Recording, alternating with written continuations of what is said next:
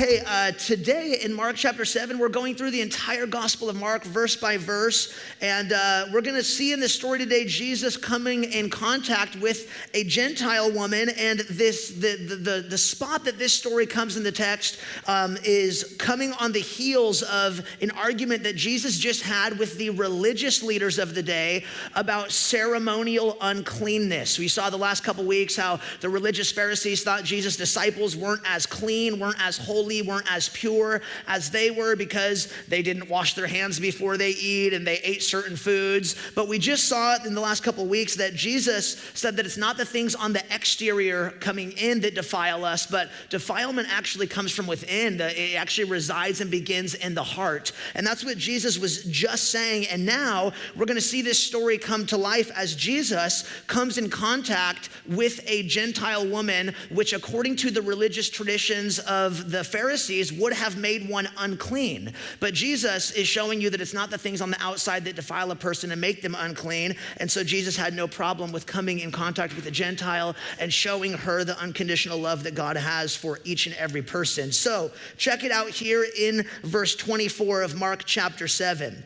It says, and from there, that was the debate he just had with the Pharisees, he arose and went away to the region of Tyre and Sidon, and he entered a house and did not want anyone to know, yet he could not be hidden. So Tyre and Sidon is a region in Syria, approximately 40 miles from Jesus's main ministry spot, which was in the Galilean region. And Jesus went here, he got out of Israel and went to Syria to get some R&R, to take a little break. Jesus' ministry had been blowing up and had just been exploding, and people were coming to Jesus from all over, and Jesus needed a break. Jesus was a human just like all of us. He couldn't just work, and do ministry 7 days a week. He needed to rest, and so he left Israel thinking, if I go to Syria, nobody's gonna know who I am. And as he shows up there in Syria, trying to get some rest with his disciples, it says he didn't want anyone to know,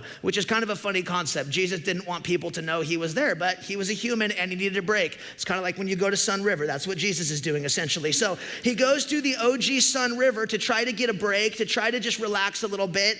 And yet we see that although he tried to stay hidden and on the DL, Jesus's fame and Jesus's ministry had went and preceded him yet again. And even people in the region of Syria, of Tyre and Sidon, knew who he was, and word got out that he was there. So check out what happens in verse 25. It says, but immediately a woman whose little daughter had an unclean spirit heard of him and came and fell down at his feet. Now the woman was a Gentile, a Syrophoenician by birth, and she begged him to cast the demon out of her daughter. So Jesus is chilling in OG Sun River, hiding out in his house, and this lady hears that Jesus is there and hears that Jesus has the ability to heal, and she has a daughter that is demon-possessed by a spirit. And so she shows up at his house, and it says that she came in and she begged Jesus that he might cast the demon out of her daughter. What we see in this, which is really important to point out and so relevant for where we are at in our culture today and coming to Jesus as well, what I see in this text is 5 barriers that could have prevented this woman from coming to Jesus, and yet we see that she stepped over and crossed over every single one of those barriers, even though each one of them could have and should have hindered her from coming to Jesus. 5 barriers. If you're a note taker, you can write these down. The first one was this woman's culture. There was a cultural barrier for her to be able to come to Jesus. We see that this woman was a Gentile and Jesus was a Jewish rabbi. And in this culture, Jews did not have any contact with Gentiles. And so we see that in order for her to come to Jesus, she had to cross over that cultural barrier. She had to do something that most Gentiles wouldn't be comfortable doing because they knew that especially a Jewish rabbi would no doubt reject them. And yet she crossed the cultural threshold and and decided to come to Jesus. The culture was her first barrier. The second one was her race. We see here in the text that it says that this was a Syrophoenician woman. She was from the southern parts of Syria. And in Matthew's account of the exact same text, Matthew tells this same story, but he gives us a little more details. In Matthew 15, we learn of this woman that she was a Canaanite. And if you're familiar with the story of the Old Testament at all throughout the Old Testament, the Canaanites were actually the enemies of the people of God, the children of Israel. God said, I'm giving you the land of Canaan, go and drive them out. And so throughout history, there was tension between the Canaanites and between the Jewish people. And so this woman who was a Canaanite, who was a Syrian, her race and her heritage would have been yet another barrier that would prevent her from actually being able to have a relationship with Jesus. And yet she crossed that threshold as well. Not only was her culture and her race barriers that could have prevented her, but also her gender. There was a gender barrier that could have prevented her from coming to Jesus. She was a female in a male-dominant culture. At this time, 2,000 years ago, women were treated like pretty much dirt. They had no rights other than what the husband said that they could do. And so for a woman to approach a man in that culture, specifically a rabbi, again, would have been a huge taboo type of thing. And it's interesting, if you read through the Gospels, there's actually 35 different recorded miracles and healings, and only 4 of them include women, which is, again, showing you that at this time, this was a huge barrier in a male-dominant culture. So her culture was a barrier, her race was a barrier, her gender was a barrier. Also, number 4, the Christians were a barrier for her coming to Jesus. You say, what do you mean the Christians were a barrier? Well, again, in Matthew's account of this same story, where we learn a few more details, it tells us that in Matthew 15:23, the disciples, when they found that this woman was coming to Jesus, the disciples said, send her away, for she's crying out after us. So again, Jesus had just escaped into Syria with his disciples to just relax and to just chill. It said he didn't want anyone to know that he was there. And so when this woman shows up, the disciples are like, hey, Jesus, send her away. The disciples, the Christians, the people who knew Jesus the best, are like, we don't want her here. And so for her, even the Christians were a barrier for her coming to Jesus. They wanted some one-on-one time with Jesus. So there was a barrier from the Christians for her to be able to come to Jesus. And then fifth and finally, not only were the Christians against her, but also Satan was against her. There was a spiritual barrier as well. We see that the reason she was coming to Jesus is because her daughter had been possessed by a spirit. Her daughter was demon possessed. And so Satan did not want her to come to Jesus. Satan was after her. And so we see here culture barriers, racial barriers, gender barriers, Christian barriers, and spiritual barriers, even from Satan himself. And yet, in spite of all of these things that were working against her, in spite of all of these barriers, in spite of all of this, she decided to risk it all. She decided to cross over the threshold of every single one of these barriers to get to Jesus, because she had no other options. There was nothing else that she could do to be able to help her little daughter. And she decided, you know what? It doesn't matter if I'm a Canaanite. It doesn't matter if I'm a female. It doesn't matter if I'm a Gentile, not a Jew. It doesn't matter if the disciples reject me. It doesn't matter if Satan is after me. I have to get to Jesus. That was her attitude. That was her mindset. And that is the attitude and the mindset that we must have today to be able to approach and to be able to come to Jesus as well. In your relationship, in your journey to find Jesus, to find God, there will be barriers and there will be hurdles and there will be uncomfortable boundaries that you will have to push through to get to Jesus. And my guess is that they will probably some of the exact same barriers that this woman had to press through. Cultural barriers. In our culture today, to come to Jesus is not a good thing. Culture is not excited about you becoming a Christian. Culture is not excited about you following Jesus. In fact, it's now against that. There is now resistance, and Christians are being viewed as evil. You will be hated by the world. You will be viewed as intolerant. You will be called a bigot. You will be everything that culture doesn't want you to be. And so you better believe that if you are pursuing a relationship with Jesus, there's a cost to it. There is a cultural barrier where you may be rejected by friends, where you may be rejected by family, because we no longer live in a Christian nation where following Jesus and being a Christian is the norm. It's actually the exact opposite. So for some, there will be cultural barriers. For some, there also, like this woman, will be racial barriers. The church and Christians, sadly, don't have the best track record when it comes to issues of equality. And although the church should be the greatest example of racial reconciliation, because that's what Jesus came to do, as we're going to see in the text in a moment, he came to break down those walls, break down those barriers. Sadly, the church has many times fallen miserably short and created more barriers for people of minority camps, for people in minority ethnic backgrounds. And sadly, this is something that the church has to own up to.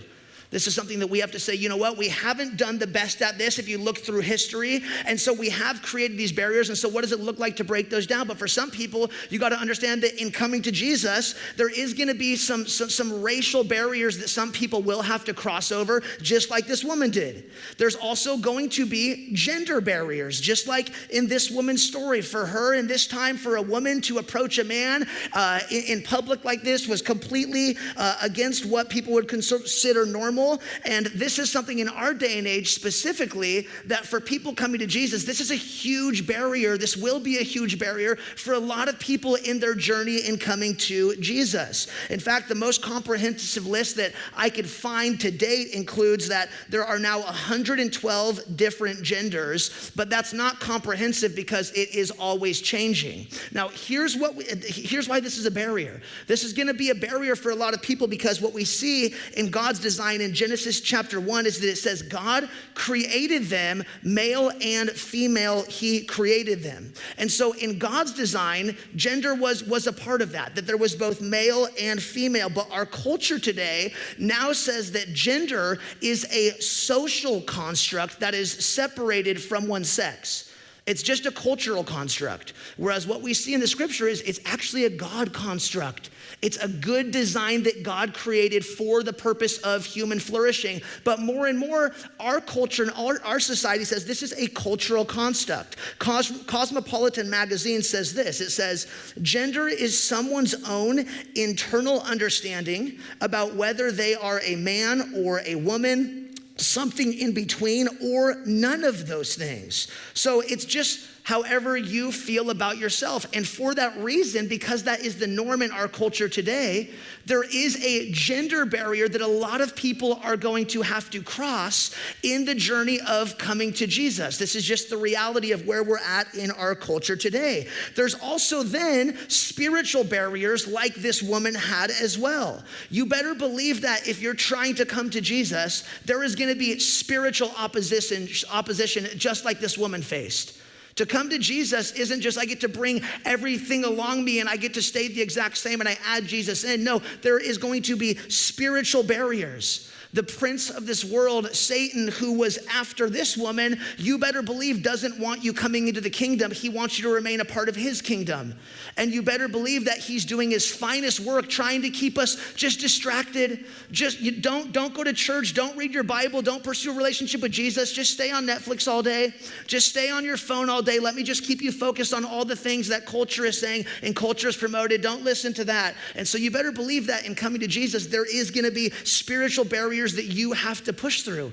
There is going to be tension. There is going to be battles we wage, not against flesh and blood, but against principalities and powers. And so this is the reality. Just as this woman had to cross over these barriers, had to push through these uncomfortable boundaries and hurdles, she knew that she needed to do that to be able to get to Jesus, and it's the same today. But here's the amazing thing. There is no cultural, no racial, no spiritual, or no social barrier that the gospel cannot break down. We see that when this woman came to Jesus, that he met her right there where she was at. That the gospel and the love of Jesus was able to bring about the spiritual transformation that she was looking for. And it's only the gospel and it's only Jesus that is able to break down all these barriers completely. We can keep trying to do it on our own, and we can keep trying to do it through politics, and we can keep trying to do it through policies, but we are never going to find the reconciliation that we also desperately long for as humanity apart from the gospel and apart from Jesus. It was the cross. It was where Jesus laid down his life that all of these barriers were torn down. And we think that we can do it on our own, but look at history, people. We're not gonna do it. You can't do it. I can't do it. Jesus did it. And that's why we need Jesus. And that's why we need the gospel. So the question for you and the question for me is simply this. This is a reality. These barriers are a reality. And the question for you is, what are those barriers that might be hindering you from coming to Jesus? And for each person, it's gonna be different because each person's at a different spot in the journey. But at each spot in the journey along the way, there's gonna be more barriers. What are those barriers? What are those things that are hindering you right now from saying, man, I wanna come to Jesus? What is it? And maybe it's some things you don't like. Maybe it's some things that make you uncomfortable about what Jesus says or who Jesus is. But I would challenge you and encourage you, bring those to Jesus. Work through those with Jesus. Talk about those things with Jesus.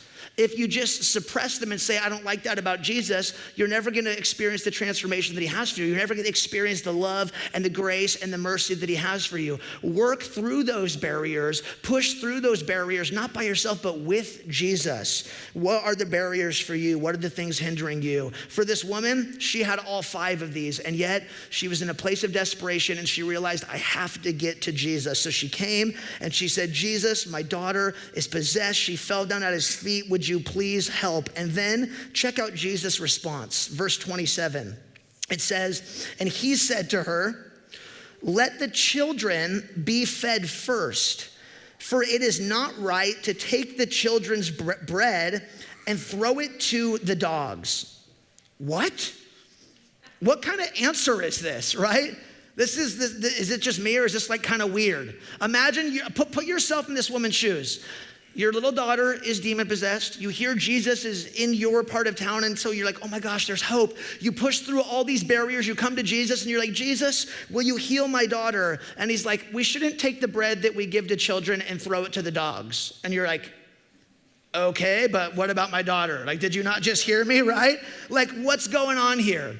A surface reading of this passage would seem like Jesus is refusing this woman's request and also disrespecting her by calling her a dog, which the Jews did refer to the Gentiles at this time as a dog. So what's going on here? What's Jesus saying? What's the point of this? Well, Jesus is intentionally being provocative, even in his language, as a test of this woman's faith. And one of the keys to understanding this passage and understanding what Jesus is really saying here is this word first. If you look at verse 27, he says, let the children be fed first. To understand this passage, you have to understand that word first. In the Greek language, this is the Greek word proton. And this is what Jesus says. He says, let the children be fed first. This word first, it carries both eschatological and soteriological significance. That means in pertaining to the things of salvation and God's plan for his kingdom unfolding, this word is speaking into how God's kingdom has worked and unfolded, big picture throughout history. And so when Jesus said, let the children be fed first, this was a description of Jesus's mission, which was initially and first and foremost directed towards the Jews, the Jewish people who had been chosen and adopted by God. And all throughout the Old Testament, the most primary metaphor used of the God's people, the children of Israel, is that of children. They were the children of Israel. They were the children of God. And if you look at Jesus' ministry, Jesus, he came first to his own people. He came first to do ministry among the Jewish people, to his own people, people, the nation of Israel. And we see this all throughout the scriptures. In fact, the angel in Matthew chapter 1 who was announcing to Joseph, who was to be married to Mary, who was to be birthing the Messiah, the angel showed up, Matthew 1 verse 21, and he announced this to Joseph. He said, "She will bear a son, and you will call his name Jesus, for he will save his people from their sins." His people in this context, Matthew is speaking to the Jews. It was speaking of the nation of Israel. It was speaking to the Jews, that Jesus was gonna come and save his own people as a Jew. He was gonna save the nation of Israel from their sins. Romans chapter 1 verse 16 says it so clearly. Paul the apostle writes, "For I am not ashamed of the gospel. It is the power of God for salvation to everyone who believes, to the Jew first, and also to the Greek." So in God's plan of salvation, the promises were made first and foremost to the nation of Israel. God made a covenant with Israel and chose to bless them and chose to make a covenant with them and chose to be in a relationship with them. But the purpose of that covenant was so that the whole world would see what a relationship with God looks like, and so that the whole world would be invited into that relationship. But it was first to the children. It was first to the nation of Israel. God made this promise to Abraham in Genesis chapter 22. If you're a note taker, Genesis 22 verse 17 and 18, it says this. God declared to Abraham, "I will surely bless you, and I will surely multiply your offspring as the stars of heaven and as the sand that is on the seashore. And your offspring shall possess the gate of his enemies. And in your offspring shall all the nations of the earth be blessed, because you have obeyed my voice." So God first made a covenant with Abraham and established him as the father of many nations. But he said, in you, through you, the nation of Israel, all the nations are going to be blessed. Isaiah spoke it this way. Isaiah 49 verse 6, God declared this over the nation of Israel, God's people. He said, "I will make you as a light for the nations, that my salvation may reach to the end of the earth." So in the eschatological unfolding of God's kingdom, God chose the nation of Israel first, the Jewish people. God chose to bless them, and God chose them to be a light, but it was for the purpose of reaching all the nations, reaching the Gentiles, reaching people who were outside of the Jewish heritage. And yet, as history unfolds, and when you get to this point in time in Jesus' ministry, the Jews had not done a great job of being a blessing to all the nations. The Jews had not done a great job of being a light to all of the nations. In fact, most of the Jews at this point in time still despised the Gentiles. They hated the Gentiles. And God said, the reason I've chosen you as my children is to go and share my love with all people, that you would see that all people can be adopted into my family. And so when Jesus came on the scene, he was the climax, and he was the fulfillment of all of these promises. It was in and through Jesus, who came from the line of David, who came through the line of Abraham, that these promises would be fulfilled, that all people would have access to become children of God. But he came first to his own, the children of Israel. And we see this most clearly in John chapter 1. John chapter 1, if you're a note taker, you can write that down, verses 11 and 12. I want you to see this so clearly. John 1, verse 11 through 12, it says this. He came to his own, and his own people did not receive him. But to all who did receive him, who believed in his name, he gave the right to become children of God. So Jesus, very clearly it says here in John 1, he came to his own, but his own people did not receive him.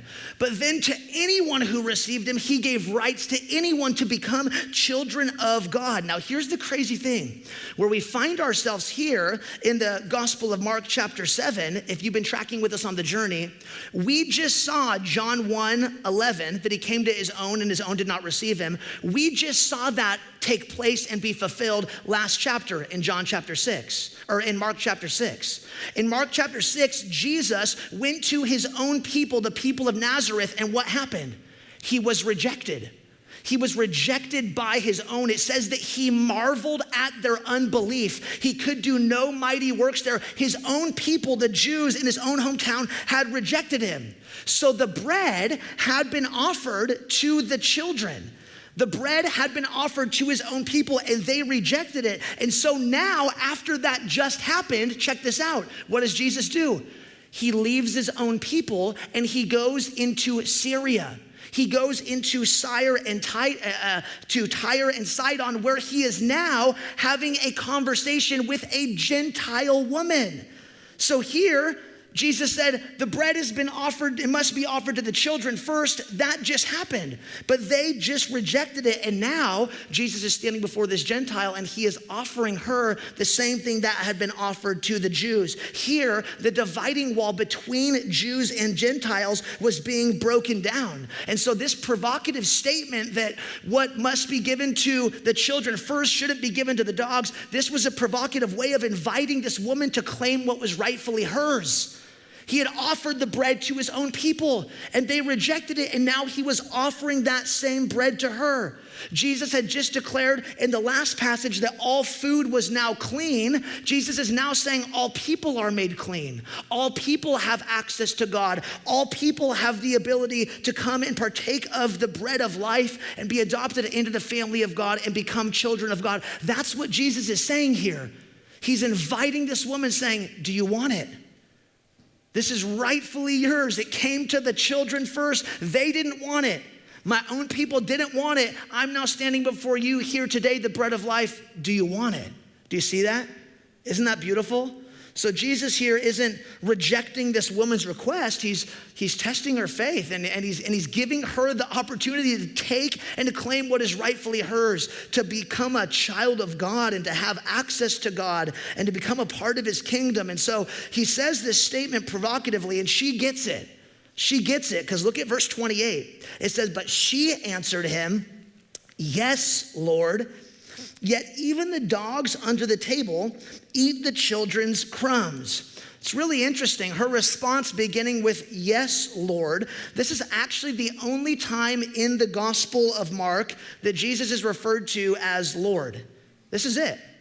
And it's by this Gentile woman. It's by this Syrophoenician. She says, yes, Lord. Lord meaning master.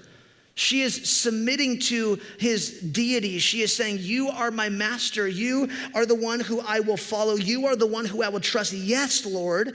And she uses Jesus's kind of analogy and plays off of it. She says, even the dogs under the table eat the children's crumbs. Her point was, dogs could eat at the same time as the children under the table if they're eating crumbs. So although your mission was first to the Jews, I am willing to just take the crumbs and eat at the same time. I'll take whatever you have for me. She was just asking for a small crumb of his grace. She was saying, if that's all I can get, I'll eat at the same time. I'll have it right now. I'll take the smallest crumb that you will give me. And check out what Jesus responds saying, verse 29. And he said to her, for this statement, you may go your way. The demon has left your daughter. And she went home and found the child lying in bed and the demon gone. This phrase, has left, when Jesus said the demon has left your daughter, this is in the perfect tense in the Greek language, indicating that the cure was already complete. What Jesus had said was already done. The demon already had left. It was a perfect, completed action. And she came asking just for a tiny little crumb. She said, if I could just have a little crumb like a dog under the table, I'll take it. She came asking for the crumb, but she got exactly what she was asking for and more. Jesus said, this very moment, the demon's gone. The demon has left. Your daughter has been healed. And the amazing thing about this story, which is really interesting, is that this is the only miracle recorded in the Gospel of Mark that Jesus performs at a distance and without even giving any sort of vocal command.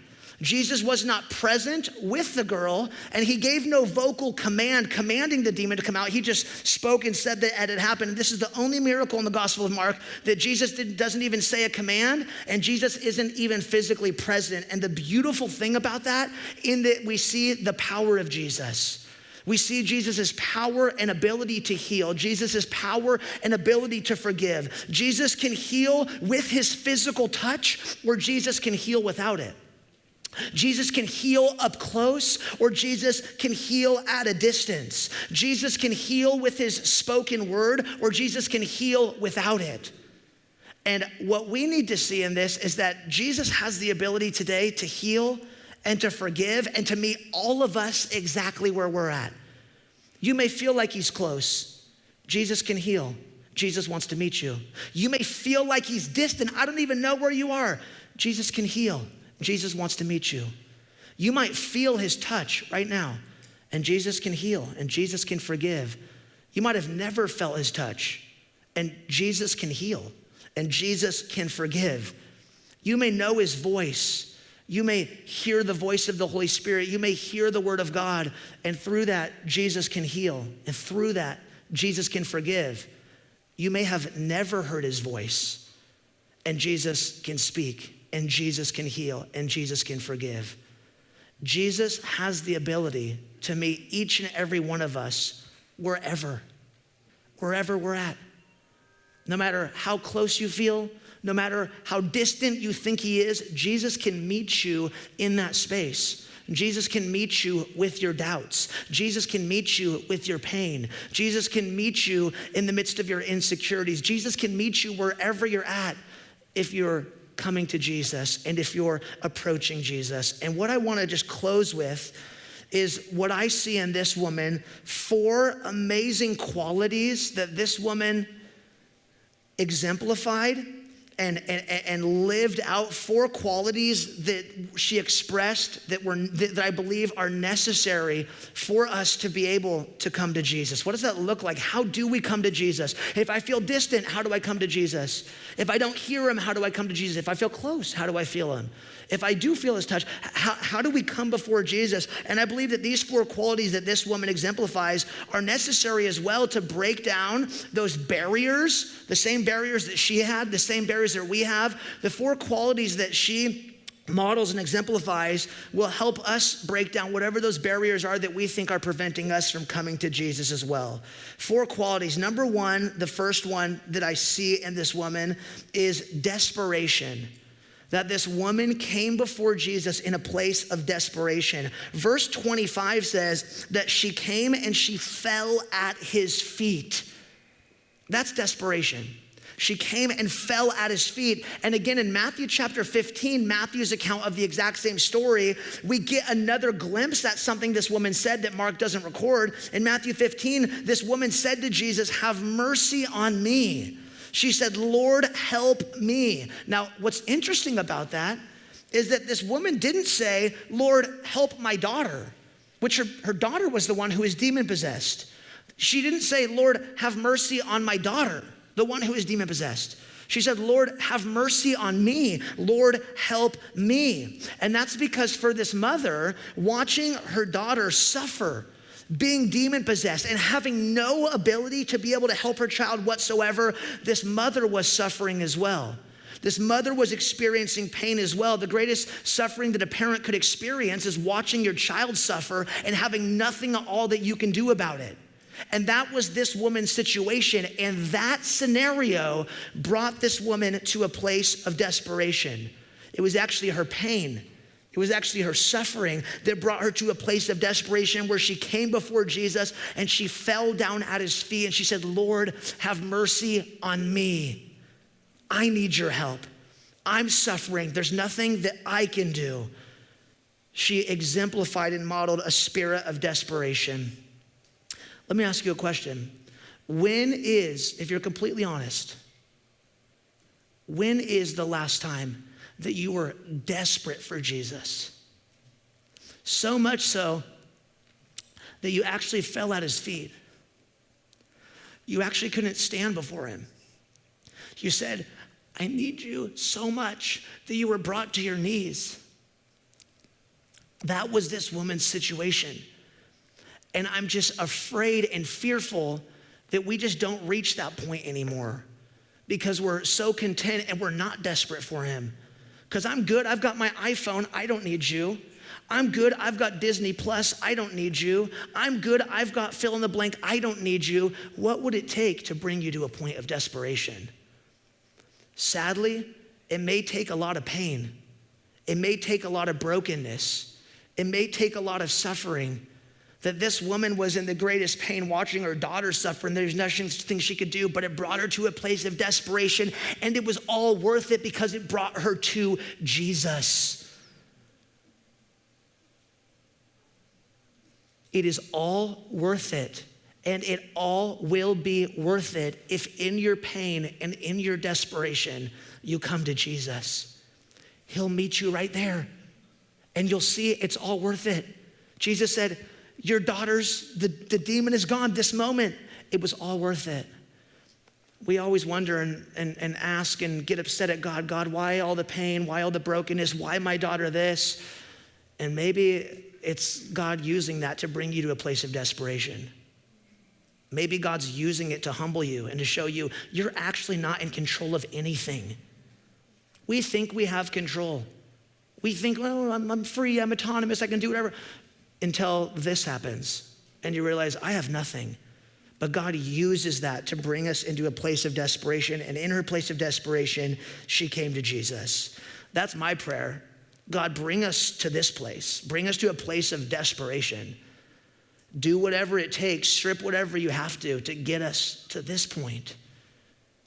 In desperation, she came to Jesus. Number two, the second quality I see that helped this woman break through all of these barriers that was preventing her from coming to Jesus, desperation. But number two also, which desperation breeds this, it's persistence. Desperation breeds persistence. We see in verse 26 that when the woman came, it says that she begged him to cast the demon out of her daughter. This word begged in the Greek language is the word eritao, and it means to keep asking. It wasn't just, hey, Jesus, could you do this? She kept asking. She was persistent. She was desperate. And so she was not willing to take no for an answer.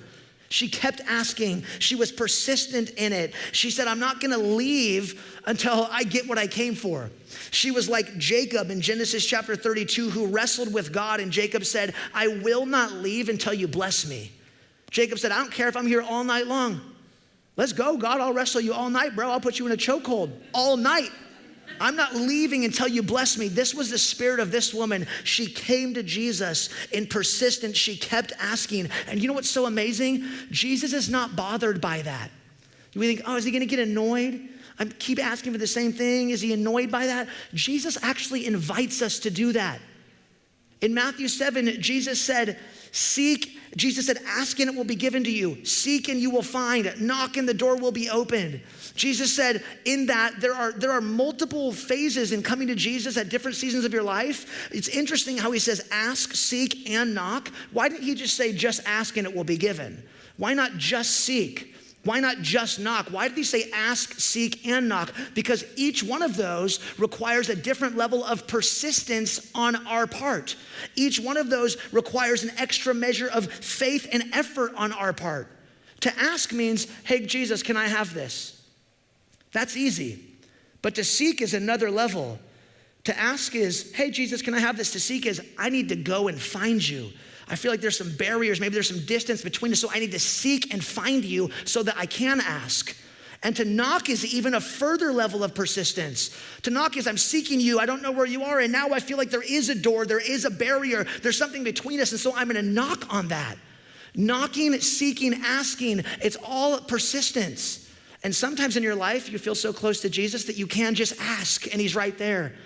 And sometimes you feel a little more distant and you're like, God, I haven't talked with you in a while. I haven't prayed in a while. I haven't been to church in a while. And so I need to seek.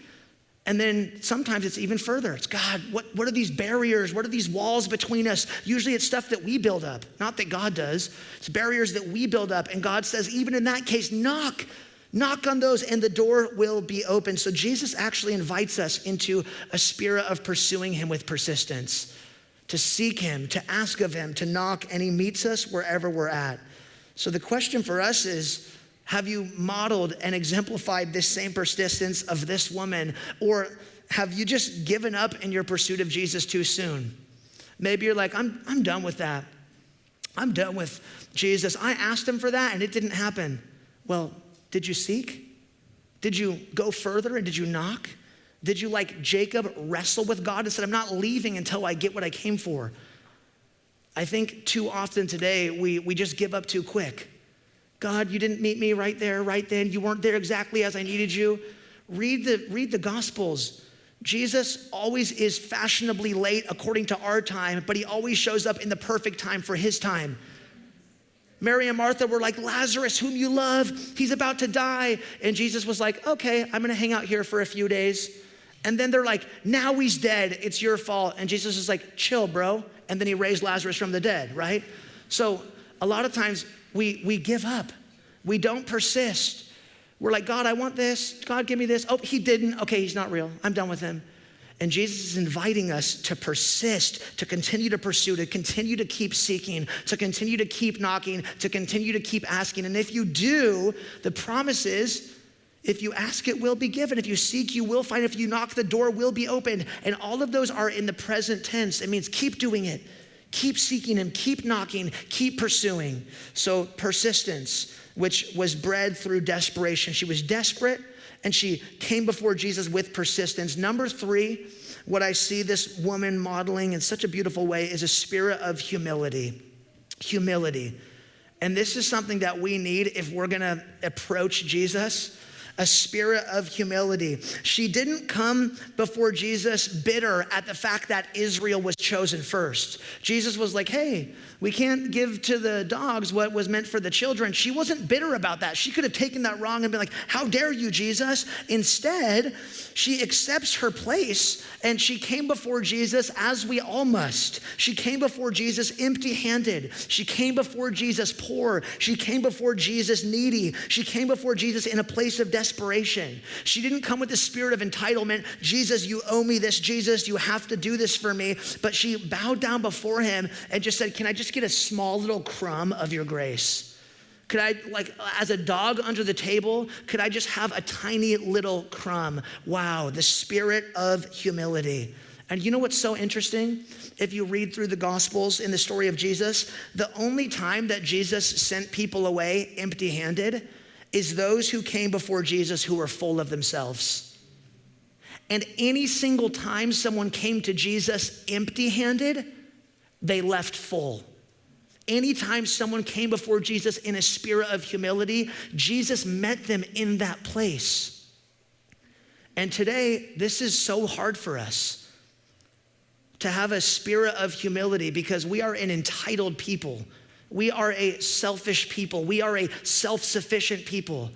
And so to humble yourself and to say, God, I have nothing from which to give you or to bring you, but I'm gonna ask you of this, but I'm gonna seek you, but I'm gonna knock on these doors. And in humility, James 4:6, James says this, that God opposes the proud, but he gives grace to the humble.